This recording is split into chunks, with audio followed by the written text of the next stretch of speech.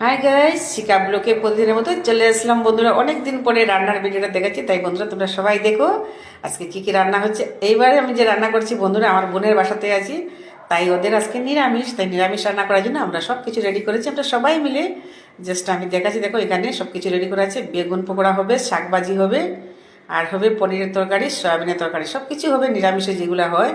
তাই অনেক দিন হলো আমি রান্নার ভিডিওটা দিই নাই, সবাইকে জানো আমি একটু আসামে এসেছি। তাই সবাইকে মন থেকে ভালোবাসা রইলে সবাই কিন্তু দেখে পোস্টগুলো দেখে কমেন্টস করে সত্যি খুবই ভালো লাগে। এবারে পনিরের তরকারিটা হয়ে গেছে, এবারে জাস্ট দেখো বাঁধাকপি শাকটা হচ্ছে, এখানে মটরশুঁটি সব কিছু দিয়ে এটা ভাজি হয়েছে। এটা ভাজি এরপরে গরম গরম হবে লাই পাতা শাকটা ভাজি।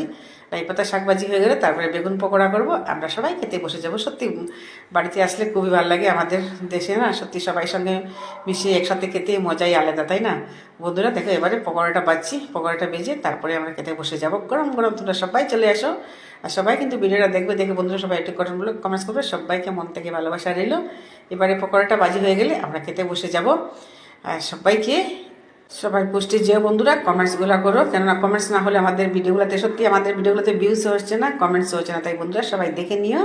এবারে পকোড়াটা বাজিয়ে নিলাম, একটু লাল লাল করে পকোড়াটা বাজি আমি খুব ভালোবাসি, তাই দেখো একটু লাল লাল করে বাজছি বেগুনের পকোড়াটা। তারপরে আমরা খেতে বসে যাব। এবারে আমাদের সব কিছু হয়ে গেছে, এবারে খেতে বসে গেলাম। দেখো রেডি করে নিয়েছি। এবারে কি কি বানানো হয়েছে দেখো বন্ধুরা, এখানে বেগুনের পকোড়া হয়েছে, আর এখানে একটা ছোটো পকোড়া হয়েছে, আর এখানে দেখো বাঁধাকপি শাকটা হয়েছে, মটরশুঁটি সব কিছু দিয়ে নিরামিষ যেগুলো হয়, সব প্রতিদিন হয় না যেগুলা, কিন্তু নিরামিষও হলে না সবাই একসাথে আছি, সত্যি খেতে মজাই আলাদা। তাই বাঁধাগুলো সব কিছু দিয়ে রেডি করলাম, তোমাদেরকে রেডি করে পাঠিয়ে দিতে আমি প্রতিদিন রান্না করে সত্যি এবার আমার বোনের বাসাতেই এসে তোমাদেরকে রেডি করে দিচ্ছি বন্ধুরা। তোমরা সবাই লাঞ্চ করে নিয়ে দেখো এখানে শাক ভাজিটা, আর এখানে তো পনিরের তরকারি। খুব স্বাদ হবে, আমরা সবাই মিলে রান্না করছি, একে হাতে না, সবাই মিলে একটু একটু করছি। তাই সত্যি ভালো লাগছে, দেশের বাড়িতে আসলে সত্যি খুব মজাই আলাদা।